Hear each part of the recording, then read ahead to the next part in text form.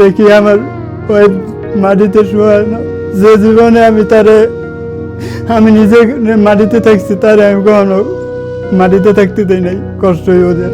আর তার ঠান্ডার ভিতরে সে মাটিতে শুয়ে রয়েছে। আমি আসছি ময়মনসিংহ ফুলবাড়িয়া থেকে আসছি। আমার নাম আনোয়ার। আমার বড় হওয়া ঢাকাতে, মানে উত্তরাতে। 2015 সালে ফ্যামিলিগতভাবে বিয়ে করছি। ওনার সাথে আমার সংসার ভালোভাবে কাটতেছিল।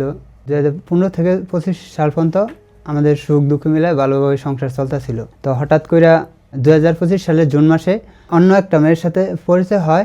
তো আমরা হোয়াটসঅ্যাপে কথা বলি, তো বন্ধু হিসাবে কথা বলতেছিলাম। তখন আমি বিয়ে করছি, ওটা লুকাইছি। মানে উনি বলছে যে বিয়ে করছেন, আমি না বিয়ে করি নাই। তো আমি বললাম যে তাহলে বন্ধুত্ব করবেন আমার সাথে? তো হ্যাঁ, রাজি হয় যে বন্ধুত্ব করার লেগে। হ্যাঁ, রাজি হইলো, বন্ধুত্ব হইলো তার সাথে। এইভাবে আমাদের 6 মাস বন্ধুত্ব হিসাবেই ছিল। তার সাথে প্রতিদিনই শেষ রাত পর্যন্ত কথা হইতো। তা আপনার স্ত্রী বুঝতো না? আমার বউ অনেক ঘুম পাগল ছিল, সন্ধ্যাবেলায় ঘুমিয়ে গেলে আর উঠতো না, মানে এই ঘুমের ভিতরেই থাকতো। আর আমার সে বিশ্বাস করতো খুব। তো ওই সুযোগে আমি তার সাথে কথা বলতাম। তো রাত 1-1:30 পর্যন্ত কথা হয়। প্রথম স্ত্রীর ঘরে আপনার ছেলে মেয়ে আছে? হ্যাঁ, 2 ছেলে আছে। তো আমার ওয়াইফ যখন শ্বশুর বাড়ি চলে যায়, তখন তার সাথে সারা রাত কথা হয়, অনেক দিন, প্রায় 5-6 দিন একটানা সারা রাত কথা হয়। এইভাবেই মানে কথা বলার মধ্যে মানে আমার কাজ কাম কমে যায় গ্রামে। তখন আমার ওয়াইফ বলে, তো তুমি শহরে চলে যাও, শহরে যাইয়া তোমার তো শহরে সবাই চিনে, তুমি তো শহরে যাও, শহরে যাই কাজ করো। তো শহরে চলে আসি। তো আমি শহরে এসে কাজ করি, তার সাথে তখন আরও কথা বেশি হয়ে যায়। মানে তখন তো আমার ওয়াইফ মেয়ের সাথে তখন রাত দিন তখন কথা হয়।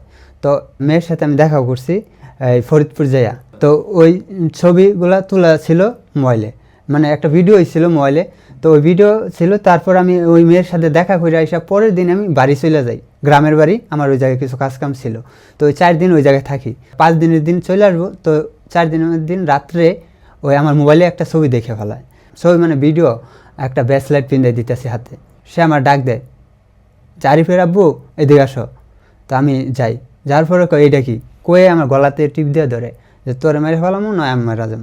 তো তখন আমি হাসতেছি, আমি ভাবতেছি ও মজা করতেছে।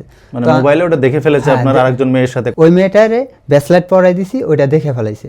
দেখে ফেলাইয়া বলতেছে এইটা কি। তারপর মানে আমি বললাম তো এটা এআই দিয়ে বানানো, এমন কথা বলি। তখন সে বিশ্বাস না করে আমার গলায় টিপ দিয়ে ধরে। আমার গলায় যখন বেশিরভাগ লেগে যাইতেছিল, নিঃশ্বাস বন্ধ হয়ে যেত, তখন আমি আধা ধাক্কা দিয়ে সরাই দিই। সরাই দেওয়ার পর আমি বাইরে এসে বসি। তখন আম্মুরে জিগায় যে আপনার ছেলে এগুলো কী করতেছে? তো তারা বলে যে কী করতেছে বলো। তো সে বলে যে অন্য আরেক মেয়ের সাথে এসে ঝগড়া হয় অনেকটা। ঝগড়া হওয়ার পর তখন আমি বারিন্দায় শুই, উনি ঘরের রুমে শয়, ছেলে দুইটাকে নিয়ে। তো সকালে উঠে আইসা করবো, তো আমার হাতের ওই যে ব্যাসলাইট ঘড়ি এগুলো দেয় না। এগুলা বলে যে এগুলা তো তোমার না, এগুলা ওই মেয়ে দিছে, তোমার এগুলো দিব না, আমি এগুলো রেখা যাও। আমি বলি না, আমার বন্ধুরা দিছে। কয় না, বন্ধুরা দিলে রেখা যাও, তুমি এখন রেখা যাও, আমি পরের বার আসবা যখন তখন দিব, এখন আমি দিব না। তো এই কথা বলে লুকাই ফেলায়। তখন আম্মুর যাই বলি যে আম্মু আমার ব্যাসলাইট ঘড়ি দিতে পারো ওরে। ও বলতেছে যে ব্যাসলাইট ঘড়ি দিব, সত্যি কথা বললে এটি কে দিছে? আমি বললাম যে এটি আমার বন্ধু বান্ধব দিচ্ছে। না, বন্ধু বান্ধব দেয় না। বন্ধু বান্ধব এত বছর হয়ে গেছে, বন্ধু বান্ধব নাই তোমার, বন্ধু বান্ধব কোথায় থেকে এলো আর ওরা তোমার এইগুলো দিয়ে দিছে কেন? তো তুমি এইটা রাইখা যাও, বন্ধু বান্ধব দিয়ে দিচ্ছি, তুমি রাইখা যাও, পরের বয়সে নাও। আমি তখন বললাম যে এগুলা দিলা না, যাও পরে এটার খেসারত বুকবা বইলা আমি চলে আসি। আসলে কিন্তু ওই ব্রেসলেট আর ঘড়ি তো মেয়েটাই দিছিল। হ্যাঁ, আপনি যার সাথে পরকীয়া প্রেম শুরু করেছেন। হ্যাঁ হ্যাঁ, উনি দিছিল। তো তারপর চলে আসি। চলে আসার পর কথা হয় প্রতিদিনই। আমি মানে কথা বলি ফোন দিয়ে, রাত্রে, দুপুরে আর সকালে কথা বলি। আপনাদের ভিতরে সেই মানবিমানগুলো কি ঠিক হয়ে গেছিল?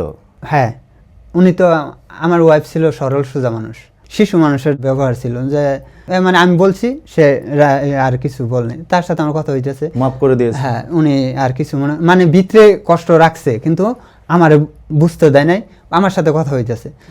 তো তখন আমি আবার 15 দিন পরে বাড়ি, ও বলে যে বাড়ি আসো না কেন, বাড়ি আসো। আমি বললাম আপনার এদিকে পরকীয়া প্রেম চলছে? হ্যাঁ, প্রেম চলছে। আমার যে অন্য মেয়ের রিলেশন ছিল, সেটা ভিতরে ভিতরে অনেক কষ্ট পাইতো, সবসময় কান্নাকাটি করতো। তো সকালে আমি ফোন দেওয়ার পরে বলে জুবাইরে দুষ্টমি করতেছে, তুমি পরে ফোন দিও, আমি কাজে চলে যাই কথা বলা। তো ওর সাথে আর কথা হয় নাই। তখন আমি কাজের থেকে 4টার দিকে বাড়ি আসি, তখন আম্মু ফোন দেয়, ফোন দেওয়া বলে যে তোর বউ তো খুব বমি করতেছে, শরীর খুব ভালো না, তোর শ্বশুরবাড়ি ফোন দে। তখন আমি শ্বশুরবাড়ি ফোন দিই, যে বলি যে আরিফা অনেক অসুস্থ, আমাদের বাড়ি যান। তোরা আমাদের বাড়ি আসে। তখন আমরা আম্মুরে বলি যে আম্মু আমি কি বাড়ি চলে আম্মু? আম্মু বলে বমি করলে কি কেউ কিছু হয়ে যায়, দেখি আমি পরে ফোন দিয়া বলবো তুই আসবি নাকি। তখন যখন রাত 8টা বেজে যায়, আব্বু ফোন দেয়া বলে বাড়ি চলে আয়, অবস্থা খুব খারাপ। তখন আমি বাড়ি যাওয়ার লেগা ওখান থেকে অটোয় উঠি। অটো দেওয়া আমি 2 ঘন্টা জামের ভিতরে থাকি আবদুল্লাপুর পর্যন্ত ওঠার লেগা। তখন আর আমি আবদুল্লাপুর পর্যন্ত যাইতে পারি নাই 2 ঘন্টায়। তখন আব্বুরে ফোন দিয়ে আব্বু আমি তো এখনও আবদুল্লাপুর উঠতে পারি নাই। আব্বু বলে এখন একটু সুস্থ আছে, তুই কালকে আয়। তখন আমি আবার গুইরা চলে ঢাকার বাসায় চলে আসি। তো বাসায় এসে যখন ব্যাগটা রাখি, তখন আবার ফোন দেয় বলে আরিফা নাই, মারা গেছে। কি হয়েছিল? স্ট্রোক করছিল, স্ট্রোক করে মারা যায়। আমি তার সাথে দেখতে পাই না, তার সাথে দুটা কথা বলতে পারি নাই। আমি তার সে কতটা কষ্ট নিয়ে দুনিয়া ছেড়ে যায়। তারপর আমি আমার বোনের ফোন দিয়ে বলি যে ও আপা তুমি আমার একটু বাড়ি নিয়ে যাবা। তখন বোন বলে কেন কি হয়েছে? আমি বলি যে আরিফা তো নাই, আরিফা মারা গেছে। তারা খুব চেয়ার বাইরে তারপর আমার বাসায় আসে, আসে আমার তাদের বাড়ি নিয়ে যায়। ওইখান থেকে গাড়ি ফুরাইয়া আমার নিয়ে গ্রামের বাড়ি আসি।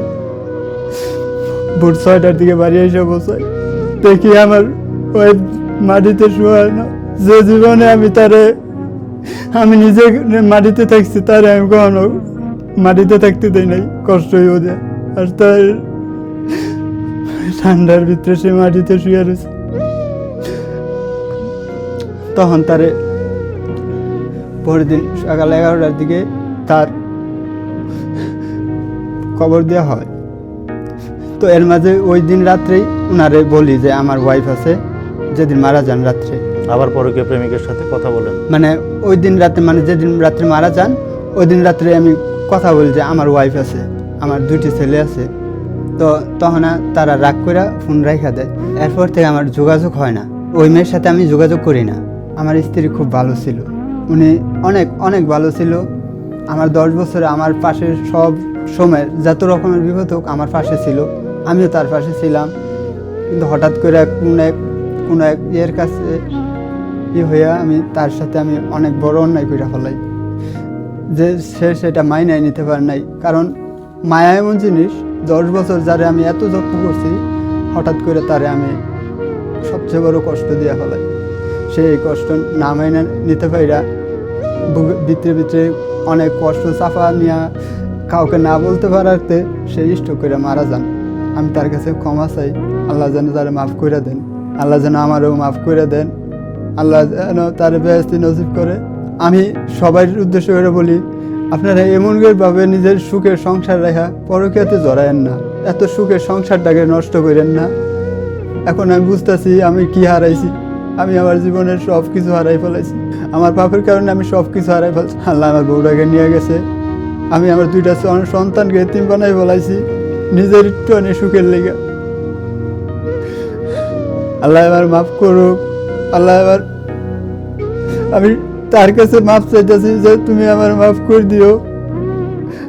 আমি সত্যি অনেক বড় অপরাধ করে লাইছি, আমার এমন করার কথা ছিল না। আমি বলছিলাম তোমার হাত ধরে সারা জীবন থাকবো, কিন্তু আমি এটা কি করছি আমি জানি না আল্লাহ আমার মাফ করবো কিনা। আমি বলতেছি ভাইরা, কেউ এমন পরকীয়াতে চড়ায়েন না, এমন করে জীবন নষ্ট করেন না নিজের ছেলে মেয়েদের। যেভাবে আমি নষ্ট করছি, এমন আমার ছেলে মেয়েদের নষ্ট করলে আমি বুঝতে পারি তাদের জীবনে কেউ নাই। মা ছাড়া যে জীবনটা কেমন হয় আমার 2 ছেলে জানে। আপনারা হাত জোড়া করে কই কেউ এমন পরে গিয়ে জড়ায়েন না, আর কেউ এমন ভাবে নিজের সংসারটা নষ্ট করে দিয়েন না।